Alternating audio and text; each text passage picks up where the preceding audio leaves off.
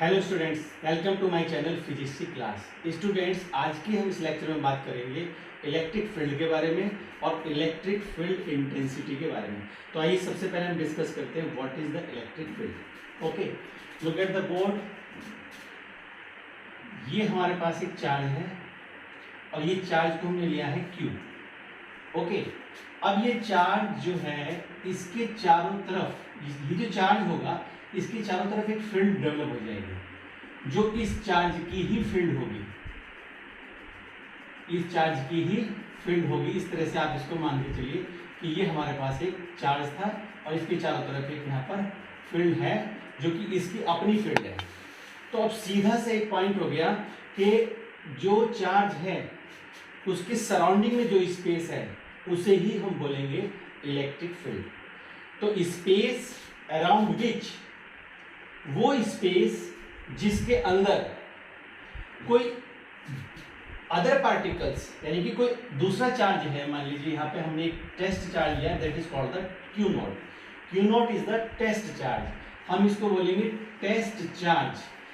Only हमें क्या करना है, इस टेस्ट चार्ज के ऊपर इसकी ताकत को यानी कि इसकी स्ट्रेंथ को हमें मेजर करना है। तो ये कहलाएगा हमारे पास एक टेस्ट चार्ज। तो फर्स्ट ऑफ ऑल ये हमने सीखा, वो ये सीखा कि जो हमारा इलेक्ट्रिक फील्ड है, इलेक्ट्रिक फील्ड क्या है?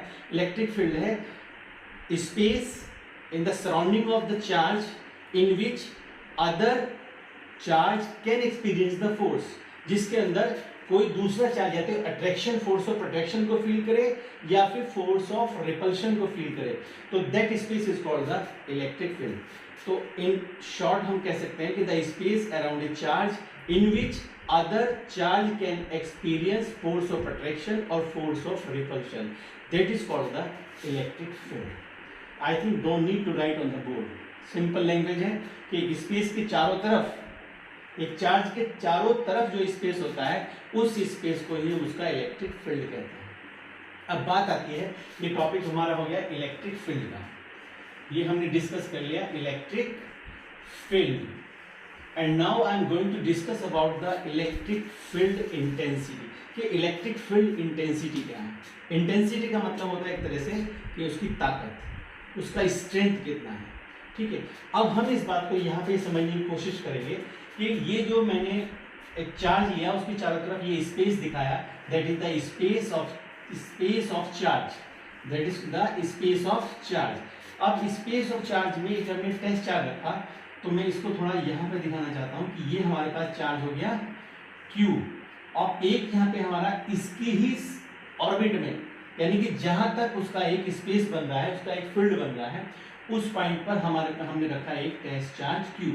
अब ये जो टेस्ट चार्ज है ये पॉजिटिव टेस्ट चार्ज है, इसको बोलेंगे positive test charge. It means यहाँ पे क्या हो रहा है कि टेस्ट चार्ज जो है उसका अपना कोई फील्ड नहीं है। अगर टेस्ट चार्ज अपने फील्ड को डेवलप करेगा यानी कि प्रोड्यूस करेगा, तो उस केस में क्या होगा, that will disturb the other space charge. जो स्पेस बना हुआ है उस चार्ज का यानी कि उसकी जो फील्ड बनी हुई है, हम उसको कह सकते हैं इस तरह से rays, suppose they are coming out, ये जो हमारी रेज आ रही है बाहर की तरफ, ये इसकी स्ट्रेंथ है। अगर टेस्ट चार्ज का अपना एक फील्ड हुआ तो वो क्या करेगा, वो इस फील्ड को डिस्टर्ब करेगा। ठीक है, अब हमें ऐसा नहीं करना है, that is why we have taken here the test charge. इसलिए हम टेस्ट चार्ज लेते हैं। तो अब टेस्ट चार्ज पे क्या करना है, टेस्ट चार्ज पे इस फील्ड का जितना भी स्ट्रेंथ है, उसकी ताकत जो होती है उसको मेजर करना है। ठीक है, तो अब सिंपली हम इसको लिख सकते हैं कि द रेशियो, जो इलेक्ट्रिक फील्ड इंटेंसिटी है, the ratio of the force acting on the test charge, it is called the electric field intensity. इसी को हम इलेक्ट्रिक फील्ड इंटेंसिटी बोलेंगे।